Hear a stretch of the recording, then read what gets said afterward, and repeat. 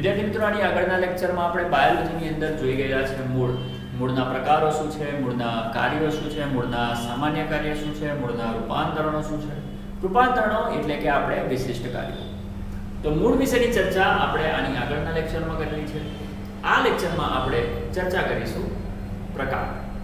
વિદ્યાર્થી મિત્રો, આપણે આગળ વાત કરેલી છે કે પ્રકાંડ છે શું? તો કે પ્રકાંડ એ વનસ્પતિનો એક એવો ભાગ છે જે જમીનની બહાર હોય.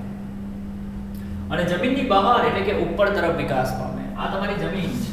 જમીનમાં તમે બીજ નાખો તો એ બીજમાંથી જે નીચે તરફ વિકાસ કરે છે, એને તમે લોકો નામ આપો છો મૂળ તંત્ર, અને જે ઉપર તરફ વિકાસ પામે છે એને તમે નામ આપો છો પ્રરોહ તંત્ર. અને ગઈ વખતે મેં તમને લોકોને આગળ વાત કરેલી કે જે નીચે તરફ હોય તેને તમારે કહેવાનું ધન ભૂવર્તી, ધન જલાનુવર્તી અને ઋણ પ્રકાશાનુવર્તી. આજે તમે લોકો વાત કરવા જઈ રહ્યા છો પ્રકાંડની, અને પ્રકાંડની જો આપણે વાત કરતા હોઈએ તો પ્રકાંડ ઉપર તરફ વિકાસ પામે છે એટલે તમે પ્રકાંડ માટે લખશો ધન પ્રકાશાનુવર્તી. પેલા કરતા ઉલટું, પેલામાં તો ધન ભૂવર્તી, આમાં લખવાનું ઋણ ભૂવર્તી. પેલામાં હતું ઋણ જલાનુવર્તી, સોરી ધન જલાનુવર્તી, અહીંયા તમે લખશો ઋણ જલાનુવર્તી. અને પેલામાં આપણે લખતા હતા ઋણ પ્રકાશાનુવર્તી, તો અહીંયા લખીશું ધન પ્રકાશાનુવર્તી. ટૂંકમાં પ્રકાંડ પ્રરોહ એ ઉપર તરફ નિર્માણ પામે છે, ઉપર તરફ વિકાસ પામે છે. ઉપર પ્રકાશ હોય, સૂર્ય ઉપર તરફ હોય, બરાબર ને? આથી એને કહેવાય ધન પ્રકાશાનુવર્તી. જમીન નીચે છે, પાણી નીચે છે અને પ્રકાંડ ઉપર જાય છે, આથી કહેવાય ઋણ ભૂવર્તી અને ઋણ જલાનુવર્તી. તો પહેલો મુદ્દો આપણે આજે વાત કરીએ છીએ પ્રકાંડની. પ્રકાંડ એ વનસ્પતિના પ્રરોહતંત્રનો એક ભાગ છે જે ધન પ્રકાશાનુવર્તી, ઋણ ભૂવર્તી અને ઋણ જલાનુવર્તી હોય છે. બીજું, જો તમે પ્રકાંડની વાત કરો તો તમને પ્રકાંડ ઉપર જોવા મળતી જે મૂળભૂત રચનાઓ છે એમાંની એક રચના ગાંઠ. તમે જોયું હશે કે કોઈ પણ પ્રકાંડ એકદમ સ્ટ્રેટ નથી હોતું. જો તમે પ્રોપર રીતે પ્રકાંડને બનાવવાની કોશિશ કરો તો એ પ્રકાંડની અંદર તમને લોકોને વચ્ચે અમુક જગ્યા ઉપર થોડીક જાડી ગાંઠ જોવા મળશે. થોડાક જાડા ભાગ હોય, અને એ જે જાડા ભાગ હોય એને તમે લોકો નામ આપો છો ગાંઠ. સમજ પડી? તો પ્રકાંડની ઉપર જોવા મળતી જે જાડી રચના છે, થોડા અંતરે તેની અંદર અમુક ભાગ ફૂલેલા હોય, અને એ જે અમુક ફૂલેલા ભાગ હોય એને તમે લોકો નામ આપો છો ગાંઠ. એવી રીતે વિદ્યાર્થી મિત્રો, આને પણ તમે લોકો કહેશો ગાંઠ. બે ગાંઠ વચ્ચેનું જે પણ અંતર હોય એ બે ગાંઠ વચ્ચેના અંતરને આપણે વિદ્યાર્થી મિત્રો નામ આપીશું આંતરગાંઠ. તો આ ગાંઠ છે, આ પણ ગાંઠ છે, આ પણ ગાંઠ છે, આ બધી ગાંઠ છે. કોઈ પણ બે ક્રમિક ગાંઠ એમની વચ્ચેના અંતરને તમે લોકો નામ આપશો આંતરગાંઠ. પ્રકાંડની જે ટોચનો ભાગ છે, માની લો કે આજે તમારો પ્રકાંડ છે, એની ટોચનો ભાગ કંઈક આ રીતનો છે. તો પ્રકાંડની આ જે ટોચનો ભાગ છે એને તમે લોકો નામ આપશો અગ્રકલિકા. પ્રકાંડની ટોચના ભાગને આપણે નામ આપીએ છીએ અગ્રકલિકા. અગ્રકલિકામાં વર્ધનશીલ કોષો હોય વિદ્યાર્થીઓ. એવા કોષો કે જે સતત કોષ વિભાજન પામતા હોય, સતત નવા કોષો ઉમેરતા હોય.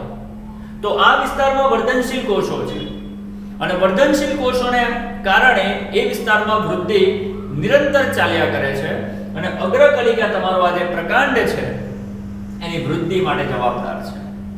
તમારા પ્રકાંડની લંબાઈમાં જે વધારો છે તે અગ્રકલિકાને કારણે થતો હોય છે. બીજું કે ગાંઠમાંથી ઉત્પન્ન થાય પર્ણ. માની લો કે અહીંયાથી પર્ણ ઉત્પન્ન થયું. હવે ધ્યાનથી સાંભળજો. આ જે છે તમારી પ્રકાંડની અક્ષ છે, અને આ તમારી પર્ણની અક્ષ છે. આ પ્રકાંડની અક્ષ, આ પર્ણની અક્ષ, એ બેની વચ્ચે જે એંગલ બને અહીંયા, આ જે એંગલ છે, આ જે ખૂણો બન્યો પ્રકાંડ અને પર્ણ એ બેની વચ્ચે આ જે ખૂણો બન્યો એ ખૂણાને તમે લોકો નામ આપશો કક્ષ. એવી રીતે અહીંયા પણ આપણે બતાવી શકીએ. આ તમારું પર્ણ, આને કહેવાશે વિદ્યાર્થીઓ કક્ષ.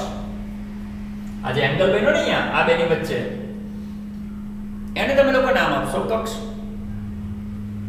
અને કક્ષમાંથી નીકળતી એક કલિકા, કક્ષમાંથી નીકળતી એક કલિકા, માની લો કે આ કલિકા કક્ષમાંથી નીકળે છે, તો કક્ષમાંથી નીકળતી આ જે પણ કલિકા છે એને આપણે નામ આપીશું કક્ષ કલિકા. કક્ષ કલિકા. તો આ તમારું પ્રકાંડ છે. પ્રકાંડની ટોચનો ભાગ અગ્ર કલિકા, પ્રકાંડ પર પર્ણ, પ્રકાંડ અને પર્ણ વચ્ચેના ખૂણાને કક્ષ કહેવાય. જો કક્ષમાંથી કોઈ ડાળી જેવી રચના નીકળતી હોય, કોઈ શાખા પડતી હોય તો તેને તમારે નામ આપવાનું કક્ષ કલિકા. પ્રકાંડ પર જોવા મળતી ફૂલેલી ગાંઠ જેવી રચના એને કહેવાય ગાંઠ. બે ગાંઠ વચ્ચેનું જે અંતર છે એને તમે લોકો નામ આપશો આંતરગાંઠ. જે કક્ષ કલિકા છે તે આગળ જઈને શાખાઓમાં ડિવાઈડ થાય છે અને નવી શાખાઓ સર્જવાનું કામ કરે છે. શરૂઆતમાં તમે કોઈ પણ પ્રકાંડને જોશો તો એ પ્રકાંડ કેવું દેખાય? શરૂઆતમાં જે પ્રકાંડ છે તે ઘણું ખરું લીલું હોય છે. સમય જતાં એ પોતાનો લીલો રંગ ઝાંખું કરતું જાય અને ખૂબ જ લાંબા સમય પછી તમે જોશો તો તમારા એ જે પ્રકાંડ છે તે કાષ્ઠમય બનતા જાય, લાકડા જેવા બનતા જાય. તમે જોયા છે ને જે જૂના પુરાણા ઝાડ હોય એના જે પ્રકાંડ છે તે થડ બની ગયા હોય અને થડમાં લાકડું હોય ને, લાકડું એટલે કાષ્ઠ. તો ખૂબ લાંબા સમય પછી તે લોકો કાષ્ઠમય બની જાય છે. તો આ છે વિદ્યાર્થી મિત્રો પ્રકાંડ વિશેની એક સામાન્ય માહિતી. તો એકવાર આટલા મુદ્દાને નોટ કરો એટલે હું સ્ટાર્ટ કરું છું શાખા વિન્યાસ.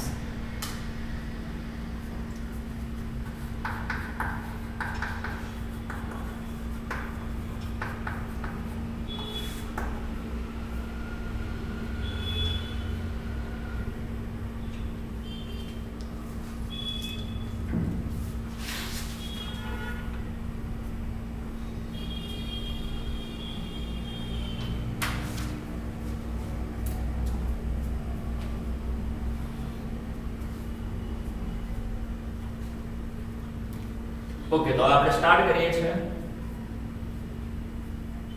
શાખા વિન્યાસ. વિદ્યાર્થી મિત્રો શાખા વિન્યાસ કોને કહેવાય?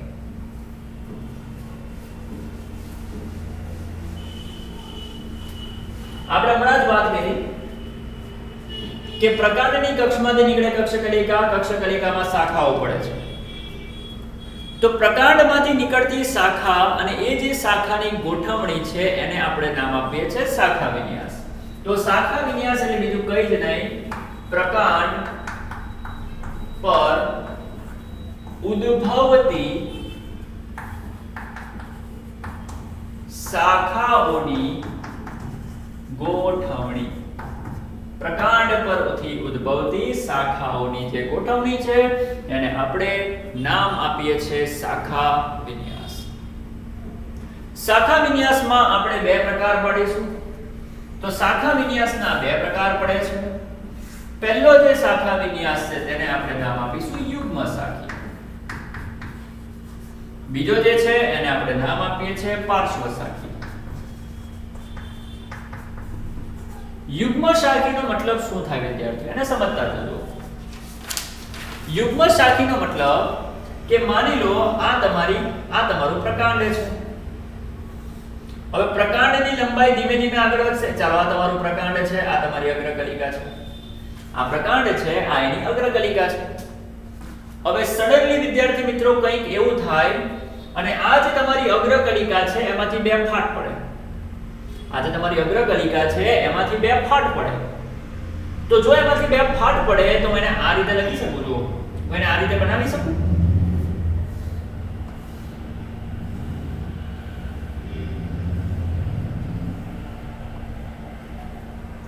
અગ્ર કલિકા જે છે એમાંથી બે ફાટ પડે, બે ભાગ પડે. તો એને આ રીતે લખી શકું. તો વિદ્યાર્થી મિત્રો સમજવાની કોશિશ કરજો. જો પ્રકાંડની અગ્રકલિકા પોતે બે ભાગોમાં વહેંચાઈ જાય તો એ પ્રકારનો જે વિન્યાસ છે એને તમે લોકો નામ આપશો યુગ્મ શાખી. શું નામ આપશો? યુગ્મ શાખી. તો આ તમારું પ્રકાંડ હતું. અહીંયા એની અગ્રકલિકા આવે, અગ્રકલિકામાંથી બે ભાગ પડી ગયા, એક અને બે. આને કહેવાય યુગ્મ શાખી. બીજું કે અહીંયા જે બે ભાગ પડેલા છે ને એ બંને ભાગ પણ આગળ જઈને આઉટ કરશે. જેમ કે આ પાર્ટ દેખાય, મતલબ કે આ ભાગ દેખાયો, આ બે ભાગ દેખાયા, એ ભાગમાંથી આને જુઓ, આ ભાગની જે અગ્રકલિકા છે એ અગ્રકલિકા પણ આગળ જઈને બે ભાગમાં વહેંચાઈ જશે. એવી રીતે આના પણ બે ભાગ થઈ જશે આગળ જઈને. આ પ્રકારના પુષ્પ વિન્યાસને તમે લોકો નામ આપશો યુગ્મ શાખી. હજુ પણ આ ક્રમ આગળ ચાલ્યા કરશે. આના પણ આગળ જઈને બે ભાગ થશે, આના પણ આગળ જઈને બે ભાગ થશે, આના પણ આગળ જઈને બે ભાગ થશે, આના પણ આગળ જઈને બે ભાગ થશે. સેમ અહીંયા પણ આ રીતે ચાલ્યા કરશે. તો આ પ્રકારનો જો વિન્યાસ તમને લોકોને જોવા મળે તો તેને તમારે નામ આપવાનું છે યુગ્મ શાખી. તો વિદ્યાર્થી મિત્રો, યુગ્મ શાખી કોને કહેવાય? શું લખીશું? યુગ્મ શાખીનો મતલબ થાય, હું અહીંયા લખીને આપું છું, પછી તમે નોટ કરી લેજો. અગ્રકલિકા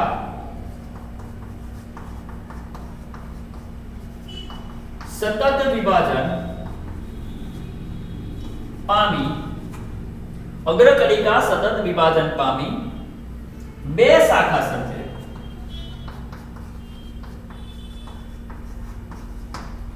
તો આ પ્રકારની રચનાને આપણે યુગ્મ શાખી કહીશું. અને બીજું કે જે શાખા નવી બનશે તે પણ આ પ્રકારે ચાલુ રાખશે. તો આપણે લખી શકીએ કે નવી શાખા પણ આમ જ ચાલુ રાખશે. તો આ પ્રકારનું જે વિભાજન છે તેને યુગ્મ શાખી વિભાજન અથવા તો યુગ્મ શાખી શાખા વિન્યાસ તરીકે ઓળખવામાં આવે છે. અને એનું એક્ઝામ્પલ દરેક જણ મોડે કરશે. એનું એક્ઝામ્પલ છે રાવણ તાળ. રાવણ તાળ. તો આ તમારો શાખા વિન્યાસ છે યુગ્મ શાખી. ઓકે, હવે આપણે વાત કરીશું પાર્શ્વ શાખી શાખા વિન્યાસ. વિદ્યાર્થી મિત્રો, પાર્શ્વ શાખીનો મતલબ શું થાય?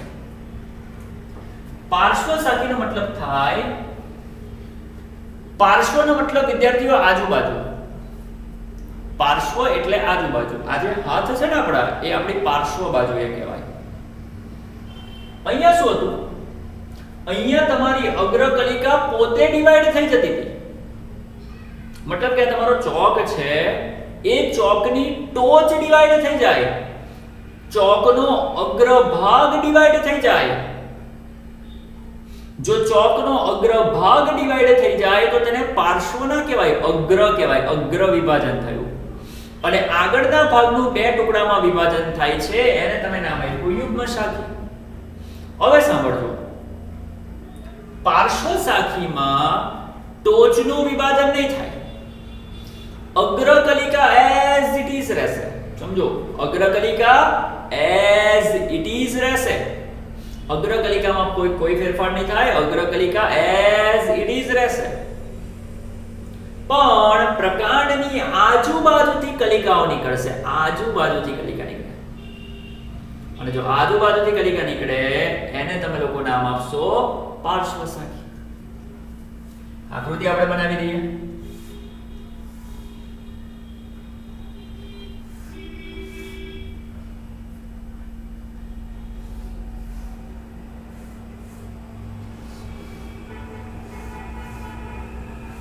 વિદ્યાર્થી મિત્રો, આજે આકૃતિ હું પાડું છું ને તમને ખબર પડે એટલા માટે આવી પાડું, બરાબર? રેખાંકિત આકૃતિ છે આ બધી.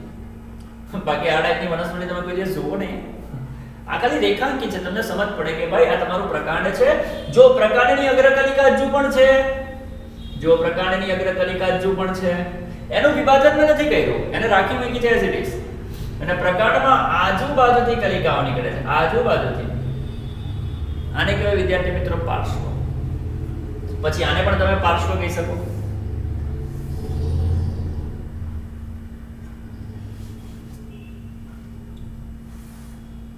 હવે આ જે પ્રકાંડ છે એ પ્રકાંડને હું સીધું આવી રીતે બતાવું છું, પાતળી લાઈન. આ તમારું પ્રકાંડ છે, અથવા તેનો કલર આપી દો આ રીતે. જો આ તમારું પ્રકાંડ થઈ ગયું.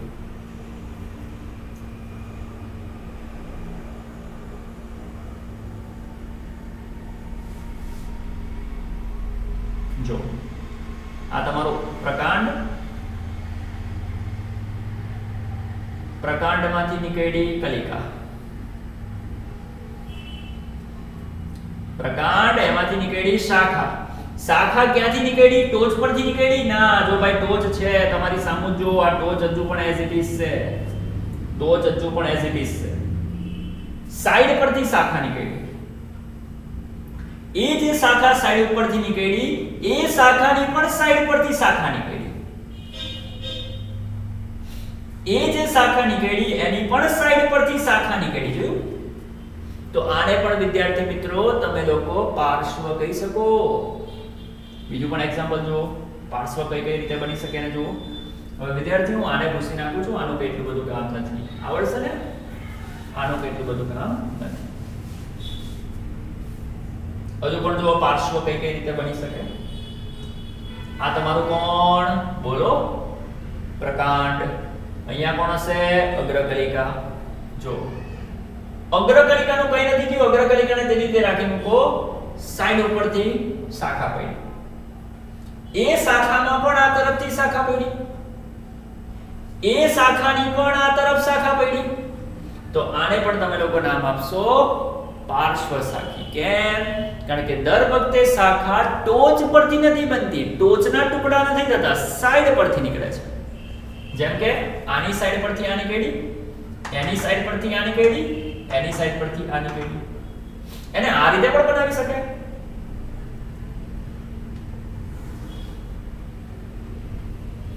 જેમ કે અહીંયાથી એક નીકળી, ચાલો આની સાઈડ પરથી આ નીકળી, એની આ સાઈડથી બીજી નીકળી, આની આ સાઈડથી બીજી નીકળી, આની આ સાઈડ પરથી બીજી નીકળી, અહીંયાથી એક નીકળી. તો આને પણ વિદ્યાર્થી મિત્રો તમે લોકો પાર્શ્વ શાખી કહી શકો. કેમ? કારણ કે સાઈડ પરથી નીકળે છે. જો ફરીથી આની સાઈડ પરથી આ નીકળી, આની સાઈડ પરથી આ નીકળી, આની સાઈડ પરથી આ નીકળી, આની સાઈડ પરથી આ નીકળી, આની સાઈડ પરથી આ નીકળી. સમજ પડી? હું આને થોડીક અલગ રીતે બનાવું, આ જ આકૃતિને હું અલગ રીતે બનાવું. આ તમારું પ્રકાંડ થઈ ગયું. એક અહીંયા, બીજી અહીંયા, અહીંયા.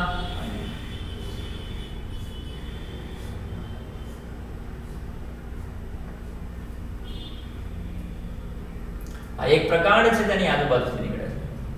તો આ બધી રચના વિદ્યાર્થી મિત્રો પાર્શ્વ શાખીમાં આવે. પાર્શ્વ શાખી. હવે જે પાર્શ્વ શાખી છે એની આ બધી રચના તમે જોશો તો તમને બધી રચના સરખી લાગે છે? ના. એટલે કે જે પાર્શ્વ શાખી છે તેમાં પણ આ બધા અલગ અલગ પ્રકાર પડે છે. એમાંથી પાર્શ્વ શાખીના પ્રકારોમાંથી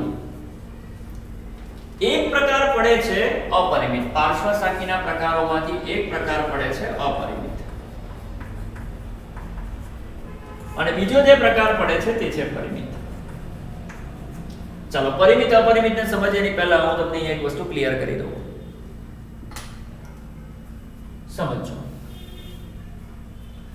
આ તમારું મેઈન પ્રકાંડ છે,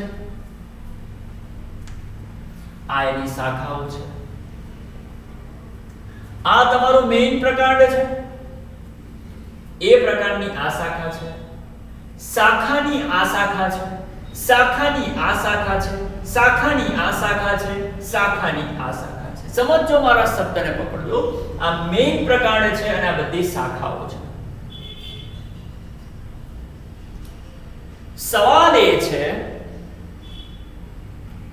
કે જો પાર્શ્વ બાજુથી શાખા બનાવવી જ તો આવી રીતે કેમ ન બનાવી? આને આવું વાંકું ચૂકું કેમ કર્યું? એવી રીતે આને પણ જો પાર્શ્વ બાજુથી શાખા બનાવવી જ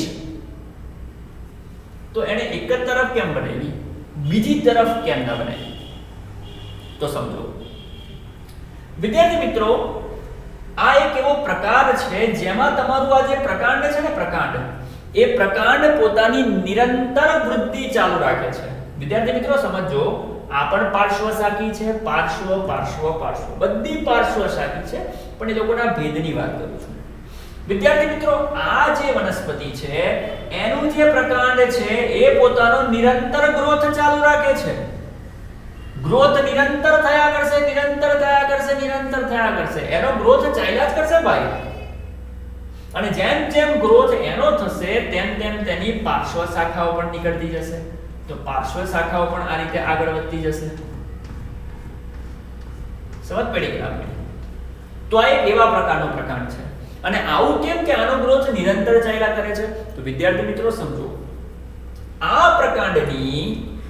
પ્રકાંડની જે અગ્રકલિકા છે એ અગ્રકલિકા સક્રિય છે. આ જે અગ્રકલિકા છે તે સક્રિય છે. અને જો અગ્રકલિકા સક્રિય હશે તો તે સતત કોષ વિભાજન કરશે, નવા નવા કોષો ઉમેરશે. પરિણામે તમારી જે લંબાઈ છે તે વધ્યા કરશે, વધ્યા કરશે, વધ્યા કરશે. અને જેમ જેમ એ લાંબી થતી જશે તેમ તેમ આજુબાજુ કલિકાઓ ઉમેરતી જશે, શાખાઓ પડતી જશે. તો વિદ્યાર્થી મિત્રો, આ એક એવી વનસ્પતિ છે કે જેના પ્રકાંડની લંબાઈ સતત વધતી રહે છે. આથી આવી વનસ્પતિમાં પ્રકાંડની લંબાઈને આપણે માપી શકતા નથી. કારણ કે તમે અત્યારે માપો તો 2 દિવસ રહીને વધી જશે. લંબાઈ બદલાયા કરે છે, એને આપણે ચોક્કસ રીતે નથી માપી શકતા. એની લંબાઈ ક્યાં સુધી વધશે નક્કી નથી હોતું. જો તમે અગ્રકલિકા કાપી નાખો તો લંબાઈ વધવાની બંધ થઈ જશે. કારણ કે લંબાઈ અગ્રકલિકાને કારણે વધે છે. જો અગ્રકલિકા કાપી નાખીશ તો લંબાઈ બંધ થાય કે ના થાય? કારણ કે વર્ધનશીલ કોષો અગ્રકલિકા પાસે છે. લંબાઈની વૃદ્ધિ માટે અગ્રકલિકા જવાબદાર છે. પણ જો અગ્રકલિકા આપણે કટ કરી નાખીએ તો લંબાઈ વધવાનું બંધ થઈ જશે. ટૂંકમાં આની લંબાઈ વિશે આપણે સ્પષ્ટ કહી શકતા નથી.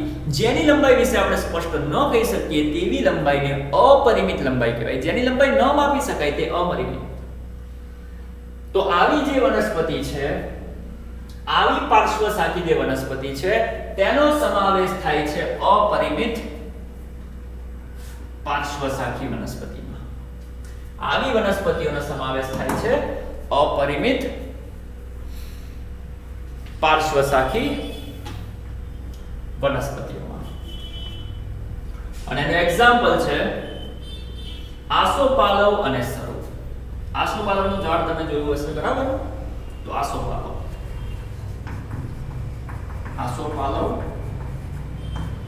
અને સરો. તો મારા ખ્યાલથી હવે તમને લોકોને ખબર પડી ગઈ હશે કે આ જે તમારો વિન્યાસ છે એ કયો છે. લખી પણ નાખીએ આપણે નીચે, અપરિમિત. હવે આપણે સમજીએ આને.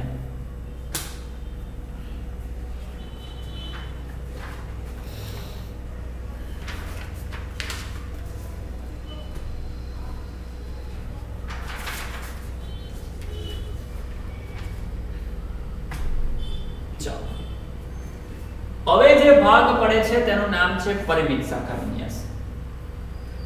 વિદ્યાર્થી મિત્રો, નામ જોઈને તમને ખબર પડી ગઈ હશે આ પરિમિત છે. પરિમિતનો મતલબ શું થાય? એક એવો શાખા વિન્યાસ કે જેની લંબાઈ તમે લોકો માપી શકો છો. આની લંબાઈ વિશે કંઈ નક્કી નહોતું કારણ કે એની અગ્રકલિકા સક્રિય હતી અને અગ્રકલિકા સતત એની લંબાઈ વધારતી હતી. આથી આપણે તેની લંબાઈ વિશે કંઈ નક્કી નથી કરી શકતા. આથી આપણે તેને નામ આપ્યું અપરિમિત. હવે આ જે 3 છે ને, હું તમને કહી દઉં કે આ 3 પરિમિત છે. પરિમિત કેમ છે સમજો. આમાં થાય શું? આ તમારું પ્રકાંડ છે. પ્રકાંડમાં અહીંયા અગ્રકલિકા હોય કે ના હોય? આવી વનસ્પતિમાં પ્રકાંડનો થોડો ગ્રોથ થાય, પ્રકાંડની થોડી લંબાઈ વધે. થોડી લંબાઈ પ્રકાંડની વધે એટલે અગ્રકલિકા ઓટોમેટિક નિષ્ક્રિય થઈ જાય. આ જે અગ્રકલિકા આવે ને એ ઓટોમેટિક આપમેળે નિષ્ક્રિય થઈ જાય. હવે તમે જ વિચારો કે અગ્રકલિકા નિષ્ક્રિય થઈ ગઈ તો હવે તમારા પ્રકાંડની લંબાઈ વધી શકે? જવાબ છે ના. અગ્રકલિકા નિષ્ક્રિય થઈ ગઈ તો હવે પ્રકાંડની લંબાઈ વધે તો વધે કેવી રીતે? કારણ કે લંબાઈને વધારવા માટે જવાબદાર અગ્રકલિકા. અગ્રકલિકા સક્રિય હશે તો લંબાઈ વધશે. અગ્રકલિકા નિષ્ક્રિય થઈ ગઈ, લંબાઈ વધવાની બંધ થઈ ગઈ. હવે બિચારીની લંબાઈ નથી વધતી, આની લંબાઈ નથી વધતી, લંબાઈ વધવાની બંધ થઈ ગઈ. પણ વનસ્પતિ તો કહે છે કે ભાઈ મારે વૃદ્ધિ તો કરવી છે, મારી લંબાઈ વધવાની બંધ થઈ ગઈ પણ મારે વૃદ્ધિ તો કરવી જ છે.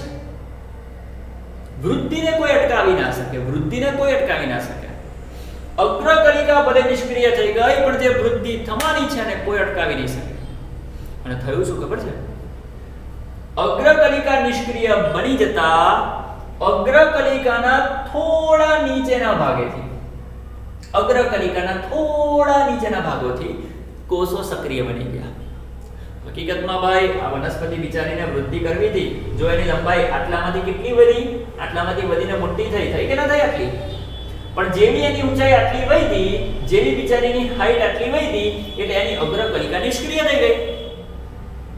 જેવી અગ્રકલિકા નિષ્ક્રિય થઈ ગઈ એટલે વનસ્પતિને ખોટું લાગ્યું. વનસ્પતિ કહે કે ભાઈ મારે તો મારી વૃદ્ધિ કરવી જ છે પણ અગ્રકલિકા તો નિષ્ક્રિય થઈ ગઈ, તો વૃદ્ધિ કરવાની કેવી રીતે? તો એ વનસ્પતિ શું કરે ખબર છે?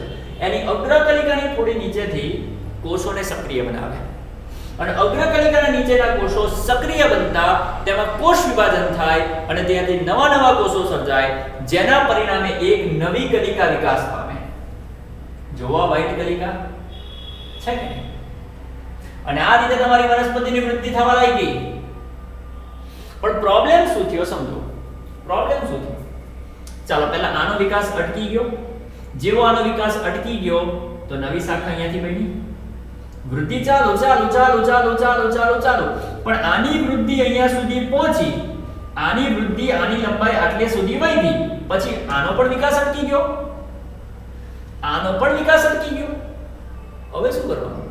તો કોઈ ચિંતા નહીં, આની નીચેના ભાગમાંથી બીજી શાખા પેદા થઈ, એ પણ આટલે સુધી વધી, એનો પણ વિકાસ અટકી ગયો. તો કોઈ વાંધો નહીં, એની નીચેથી બીજી એક શાખા પડી ગઈ અને આ રીતે કન્ટિન્યુઅસ ચાલ્યા જ કરશે. અહીંયાથી બીજી શાખા, અહીંયાથી બીજી શાખા. તો આ રીતે તમારી વનસ્પતિમાં એક જ બાજુ ગ્રોથ થયા કરે. આની એક તરફ શાખા પડી, આની અગ્રકલિકા નિષ્ક્રિય થઈ, એક શાખા પડી, એની અગ્રકલિકા નિષ્ક્રિય થઈ, બીજી શાખા પડી, એની અગ્રકલિકા નિષ્ક્રિય ગઈ, પાછી શાખા, પાછી શાખા. આવું કન્ટિન્યુ ચાલ્યા કરે. અને અહીંયા તમે હવે જાતે જોઈ શકો છો, આની અગ્રકલિકા નિષ્ક્રિય થતા એની લંબાઈ આટલી થઈ ગઈ. હવે લંબાઈ આટલી હોય એને તો આપણે માપી શકીએ ને, તો આની લંબાઈ મપાય. આથી એને પરિમિત કહેવાય. પરિમિત, પરિમિત, પરિમિત. આવા શાખા વિન્યાસને પરિમિત કહેવાય. સેમ આમાં લંબાઈ અહીંયા સુધી વધી, અગ્રકલિકા નિષ્ક્રિય થઈ ગઈ, આથી શાખા બની ગઈ. નિષ્ક્રિય શાખા, નિષ્ક્રિય શાખા. આવું કન્ટિન્યુ ચાલ્યા કરે. આને પણ પરિમિત કહેવાય. આમાં પણ સેમ એવું, નિષ્ક્રિય બની શાખા બની, નિષ્ક્રિય બની શાખા બની, નિષ્ક્રિય શાખા, નિષ્ક્રિય શાખા. તો આ બધી પરિમિત છે. 1 2 ને 3, 3 ને 3 પરિમિત છે. પણ તમે એક વસ્તુ જોઈ શકો છો, અહીંયા આ નિષ્ક્રિય બનતા જે શાખા ઉદ્ભવે છે તે એક છે. આ નિષ્ક્રિય બની, આ જે ઊભી છે તે નિષ્ક્રિય બની, તેમાંથી એક શાખા બની, એમાંથી એક શાખા બની, એમાંથી એક શાખા બની, એમાંથી એક શાખા બની, એમાંથી એક શાખા બની.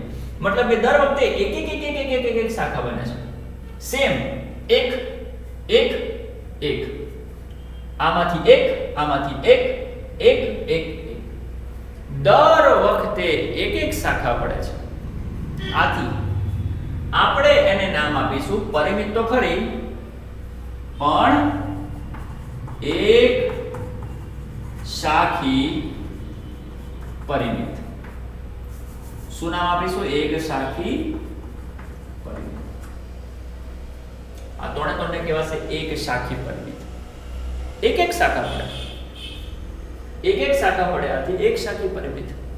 બીજું, આમાં જે એક શાખા પડે છે તે કોઈ એક જ તરફ પડી જાય છે. આમાં પણ એક શાખા કોઈ એક જ તરફ પડી જાય છે. જો એક એક શાખા કોઈ એક જ તરફ વળતી હોય, એક એક શાખા કોઈ એક જ તરફ વળતી હોય તો આ બંનેને તમે લોકો નામ આપશો એક શાખી એકતો વિકાસી પરિમિત શાખા વિન્યાસ. એ તો દરેકને ખબર પડી ગઈ કે આ ત્રણે ત્રણ પરિમિત છે. બીજું કે દરેકમાંથી દર વખતે એક એક શાખા નીકળે છે, આથી એક શાખી. બીજું કે આ બંનેને તમે ચેક કરો તો વિકાસ એક જ તરફ થાય છે, વિકાસ એક જ તરફ થાય છે, આથી એને કહેવાય એક શાખી એકતો વિકાસી પરિમિત શાખા વિન્યાસ. અને જો આની અંદર તમે ચેક કરો તો આમાં પણ દર વખતે એક એક શાખા જ પડે છે, આથી આ પણ છે તો પરિમિત, સાથે સાથે એક શાખી પરિમિત પણ છે તો એક શાખી પણ છે. પણ આમાં તમે ચેક કરો તો એક શાખા, આની શાખા ડાબે પડી તો એની શાખા જમણે, ડાબે જમણે, ડાબે જમણે. શાખા દર વખતે એક એક જ બને છે, પણ શાખા વારાફરતી બને છે. એકવાર ડાબે, એકવાર જમણે, એકવાર ડાબે, એકવાર જમણે, એકવાર ડાબે, એકવાર જમણે.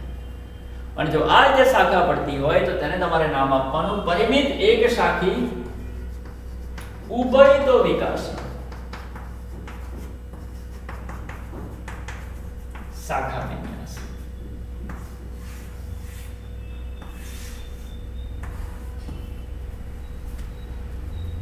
તો આને શું કહીશું? એક શાખી ઉભયતો વિકાસી પરિમિત શાખા વિન્યાસ. અને આ બેને આપણે શું કહીશું? એક શાખી એકતો વિકાસી પરિમિત શાખા વિન્યાસ. તો મારા ખ્યાલથી હવે તમને લોકોને ક્લિયર થઈ ગયું હશે કે અપરિમિત કોણ છે અને પરિમિત કોણ છે. અને પરિમિતમાં તમે કેટલા પ્રકાર જોયા? 3 પ્રકાર જોયા. પહેલો પ્રકાર કયો? એક શાખી એકતો વિકાસી. ને બીજો કયો? એક શાખી ઉભયતો વિકાસી. આવડે કે ના? હવે જોજો. માની લો હવે કે આ તમારો પ્રકાંડ છે. પ્રકાંડની લંબાઈ આટલે સુધી વધી અને હવે એની અગ્રકલિકા વિભાજન પામવાનું બંધ કરી દે છે, નિષ્ક્રિય થઈ ગઈ. તો વૃદ્ધિ કરવા માટે માની લો કે તમારા પ્રકાંડની નીચેથી એક શાખા અહીંયાથી નીકળી અને બીજી શાખા અહીંયાથી નીકળી. અગ્રકલિકા છે, જોજો દરેક જણ, અગ્રકલિકા છે, એવું નથી કે અગ્રકલિકા જતી રહી. અગ્રકલિકા નિષ્ક્રિય થઈ ગઈ અને નીચેથી બે શાખા પડી. આમાં શું હતું? અગ્રકલિકા નિષ્ક્રિય થઈ ગઈ અને એક શાખા પડી. અગ્રકલિકા નિષ્ક્રિય થઈ ગઈ, એક શાખા, નિષ્ક્રિય, એક શાખા. એક શાખા પડે આથી એને કીધું આપણે એક શાખી. જો આનું નામ પણ ચેક કરો, એક શાખી. આનું નામ પણ ચેક કરો, એક શાખી. આનું નામ પણ ચેક કરો, એક શાખી. આ ત્રણે ત્રણ છે એક શાખી. ત્રણે ત્રણ છે એક શાખી. હવે આની વાત કરો. આમાં અગ્રકલિકાની નીચેથી બે શાખા બની તો આને તમે લોકો કહેશો દ્વિશાખી. અને આમાં પણ સેમ એવું જ થશે. આની જે બે શાખા બની ને એ બંને શાખામાં પણ એવું જ થશે કે અમુક સમય બાદ આ જે અગ્રકલિકા છે તે નિષ્ક્રિય થઈ ગઈ અને તેની નીચેથી બીજી બે શાખા પડશે, એકામ અને એકામ. અને એવું કન્ટિન્યુ ચાલ્યા કરશે. એને કહીશું દ્વિશાખી. અને કહેવાય તો પરિમિત જ ને. કેમ? કારણ કે અગ્રકલિકાની જે વૃદ્ધિ છે તે અટકી ગઈ છે. અને અગ્રકલિકાની વૃદ્ધિ અટકી જાય, અગ્રકલિકા નિષ્ક્રિય બની જાય તો લંબાઈ તો અટકી જાય ને. લંબાઈ તો અટકી જાય ને. અને આટલી લંબાઈને તમે લોકો માપી શકો. આથી છે તો પરિમિત. તો આ છે દ્વિશાખી પરિમિત. 1 2 અને આ 3. 1 2 અને 3 એ કોણ હતા? એક શાખી પરિમિત. આ છે દ્વિશાખી પરિમિત. અને કોઈમાં આવું પણ પોસિબલ છે ભાઈ, વિકાસ અટકી ગયો, હવે શું થશે તે જોજો. એની નીચેથી 1 2 3 4 5 6 બધી બહુ શાખા પડે. અને જો ઘણી બધી શાખા પડે તો તેને કહેવાય બહુશાખી પરિમિત. બહુશાખી શાખી પરિમિત. તો વિદ્યાર્થીઓ ફરીથી એકવાર જોઈ લો. થોડુંક આમ તેમ બધી વસ્તુ મિક્સ થઈ ગયું તમને લાગશે, પણ તમે આકૃતિ પાડો તો થોડી ક્રમમાં પાડજો. પહેલા તમારે કઈ બનાવવાની? અપરિમિત બનાવવાની. પછી તમારે કોને બનાવવાની? પછી તમારે બનાવવાની